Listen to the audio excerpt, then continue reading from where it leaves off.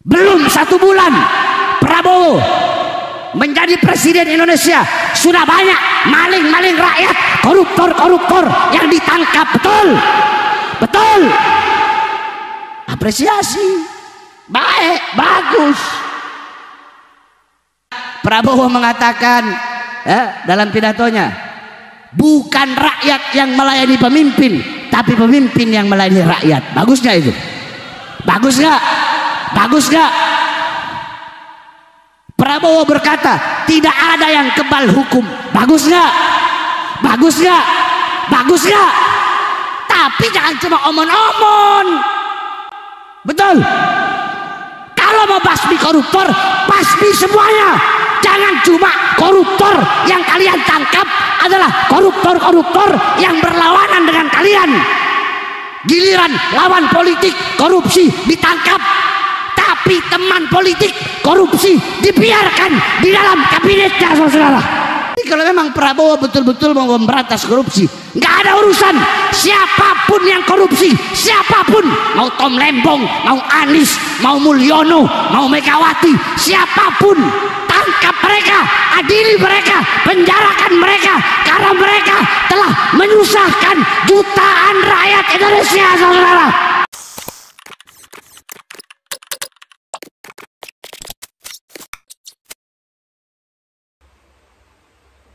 Insyaallah dengan bermalam-malamannya kita untuk Nabi Muhammad, kedua mata kita yang masih terjaga hingga saat ini untuk Nabi Muhammad, kelak di akhirat menjadi kedua mata yang dihalalkan untuk memandang wajah indah baginda Nabi besar Muhammad.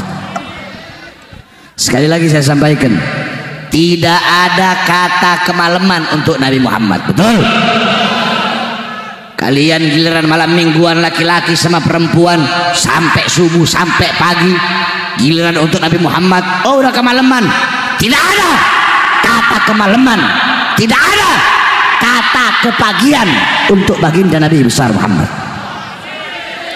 Assalamualaikum warahmatullahi wabarakatuh. Alhamdulillah, alhamdulillahil qawiyyi sultanuh, al-wadihil burhanuh, al-mabsut fil wujud karamuhu wa ihsanuh. Allahumma salli wa sallim wa barik wa karrim wa azim ala nuril anwar wa sirril asrar wa tiryakil akhyar wa miftahi babil yasar sayyidina wa maulana Muhammadinil Mukhtar wa alihil athhar wa ashabihil akhyar adada ni'amillahi wa ifdalih, amma ba'd. Yang saya cintai, yang saya muliakan, segenap para alim ulama, para habaib, para kiai, para asatid, para tuan-tuan guru, para tokoh masyarakat, segenap aparat pemerintah. Walaupun acaranya sudah bubar, tetapi ketika saya datang acaranya dilanjut. Ini jarang terjadi, saudara-saudara. Ini menunjukkan bahwasanya semangat masyarakat Pekayon begitu luar biasa. Alhamdulillah. Saudara-saudara sekalian yang dimuliakan oleh Allah, mungkin tadi telah panjang lebar para kiai, para ustadz, para habaib menjelaskan tentang maulid baginda Nabi besar Muhammad. Betul? Menjelaskan kemuliaan Nabi, keagungan Nabi Muhammad. Jadi pada kesempatan yang mulia ini saya tidak membahas itu. Saya hanya akan sedikit membahas tentang perkataan maqalah daripada Al-Imam Ghazali radhiyallahu anhu. Jadi saya harap pasang hati, pasang telinga, dan dengarkan sedikit nasihat yang insya Allah bermanfaat. Saudara-saudara sekalian yang dimuliakan oleh Allah, Al-Imam Ghazali radhiyallahu anhu, hujjatul Islam, mujaddidul Islam. Siapa yang tidak kenal Al-Imam Ghazali? Beliau seorang ulama besar, beliau seorang pembaharu Islam. Karya-karya kitab-kitab beliau begitu luar biasa. Ihya Ulumuddin, Bidayatul Hidayah, Minhajul Abidin, Miyarul Ilim, Al-Wajiz, Al-Wasid, dan masih banyak lagi, Mukasyafatul Qulub, Kasyaf Ulum Ruh. Banyak kitab-kitab karangan beliau Al-Imam Ghazali, yang dimana diceritakan ketika itu ada seorang ulama bermimpi. Di dalam mimpinya di situ ada Nabi Muhammad dan ada Nabi Allah Musa alaihi salam sedang bercakap-cakap. Jadi sebelum saya jelaskan makolahnya Imam Ghazali, saya ceritakan dulu siapa ini Imam Ghazali. Ketika itu Nabi Musa berkata kepada Imam Ghazali, kepada Rasulullah SAW, wahai Muhammad, engkau berkata ulama ummati kal anbiya bani Israel. Ulama, orang-orang berilmu dari kalangan umatku itu sama kepintarannya dengan nabi-nabi dari kalangan Bani Israel. Kata Nabi Musa, aku mau lihat seperti apa sih ulama dari kalangan umatmu yang kau bilang lebih pintar, ya, lebih afdol dari nabi-nabi kalangan Bani Israel. Ketika itu Nabi Muhammad memanggil Imam Ghazali. Nabi Musa bertanya kepada Imam Ghazali, siapa engkau? Imam Ghazali menjawab, ana Muhammad bin Muhammad bin Muhammad Al-Ghazali. Saya adalah Muhammad, bapak saya Muhammad bin Muhammad, kakek saya Muhammad Al-Ghazali. Al-Ghazali itu adalah lakop, gelar. Setiap lakop itu pasti punya nisbat. Nisbat itu penyandaran kepada gelar tersebut. Contoh, ibu-ibu tahu Abu Nawas? Tahu nggak? Abu Nawas itu lakop, gelar. Apa artinya? Bapaknya kerah. Jadi kerah baju. Abu Nawas itu kalau pakai baju itu kerahnya lebih tinggi dari kepalanya. Makanya dinamakan Abu Nawas. Bapaknya kerah. Itu penyandarannya. Contoh mungkin daerah Bekasi ada namanya Kalimalang. Kenapa kok dinamain Kalimalang? Nah, penyandarannya apa? Ada yang tahu? Kalau anak nggak tahu, ada nggak? Hah? Karena Malang, melintang. Nah, jadi itu namanya nisbat, penyandaran kepada gelar. Nah, adapun gelar Al-Ghazali, ulama berbeda pendapat. Ada yang mengatakan Ghazali itu adalah nama daerah di daerah Khurasan yang bernama Ghazal. Makanya Imam Ghazali dipanggil Al-Ghazali. Tapi pendapat itu dibantah oleh Al-Imam Az-Zahabi dalam kitab Syiarul A'lam An-Nubala. Beliau mengatakan, aku telah menelusuri, tidak ada daerah, tidak ada kampung, tidak ada tempat yang namanya Ghazali. Sehingga penisbatan Ghazali yang paling muktamad, yang paling kuat, itu diambil dari latar belakang ayah beliau dan keluarga beliau yang merupakan Ghazal, yaitu tukang sol, tukang jahit. Paham? Itu Imam Ghazali. Nah, Nabi Musa bilang, wahai Muhammad, ini yang kau bilang pinter. Saya nanya siapa namanya, siapa namamu? Tapi dia jawab dengan jawaban yang panjang.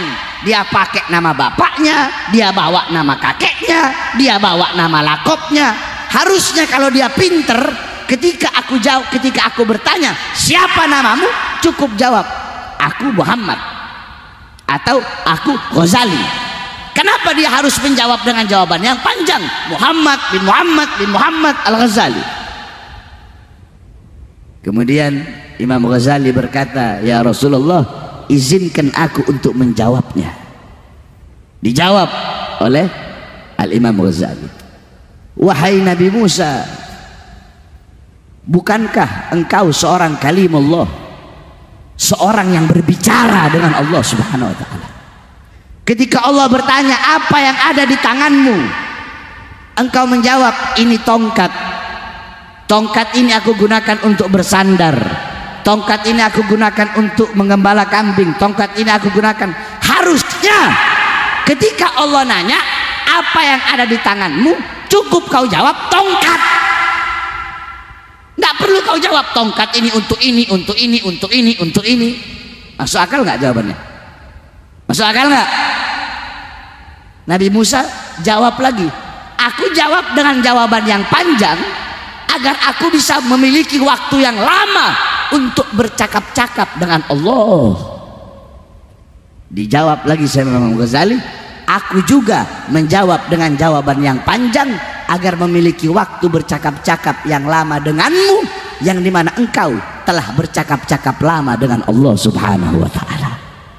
Barulah Nabi Allah Musa mengakui kehebatan daripada ulama umat Nabi Muhammad SAW.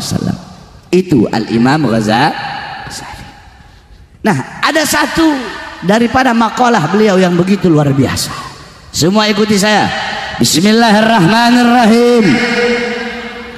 Bismillahirrahmanirrahim. Fasadur ra'iyah, fasadur ra'iyah bifasadil umara, wa fasadul umara bifasadil ulama. Rusaknya suatu rakyat, rusaknya suatu rakyat karena rusaknya para pejabat, karena rusaknya para sultan, karena rusaknya para raja, karena rusaknya para pemerintah, dan rusaknya para pemerintah karena rusaknya para ulama. Nanti saya jelaskan. Fasadur ra'iyah bifasadil umara au muluk au salatin, wa fasadul umara au muluk au salatin bifasadil ulama.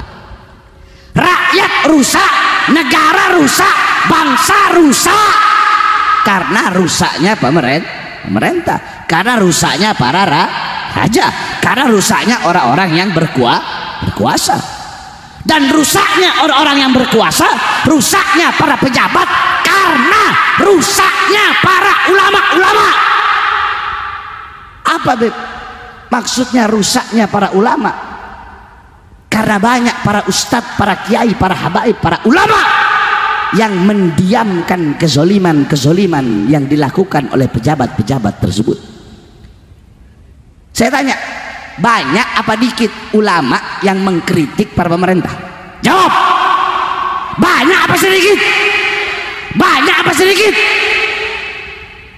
Banyak apa sedikit ulama-ulama yang menegur pemerintah?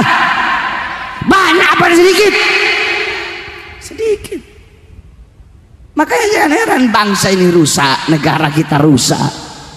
Karena apa? Rusaknya para pejabat rusak karena banyak ulama-ulama yang jadi anjing-anjingnya pejabat, berdiri di depan pintu pejabat, bukannya mengkritik pejabat kalau ada keputusan-keputusan mereka yang salah, bukannya bukannya membenarkan, bukannya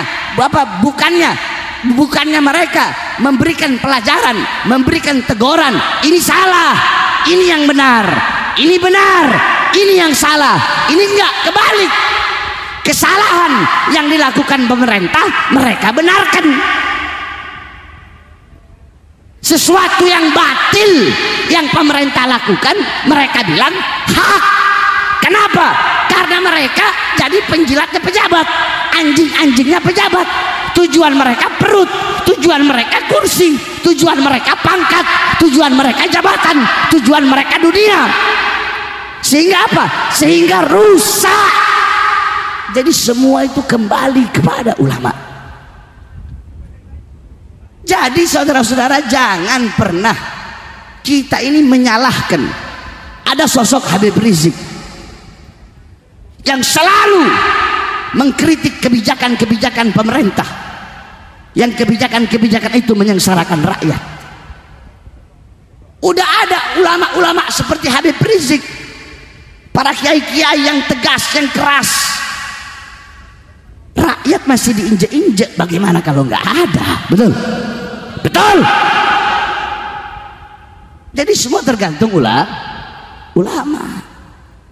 Nah makanya kalian para pejabat, mau RT ke RW, lurah, camat, bupati, wali kota, gubernur, menteri, presiden, polisi, polri, anggota dewan, kalau dikritik oleh ulama, kalau dikasih nasihat ulama, dengarkan.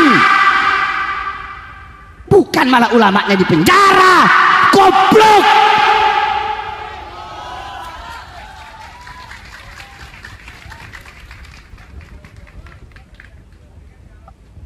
Saudara-saudara sekalian yang dimuliakan oleh Allah, kita hidup di akhir zaman.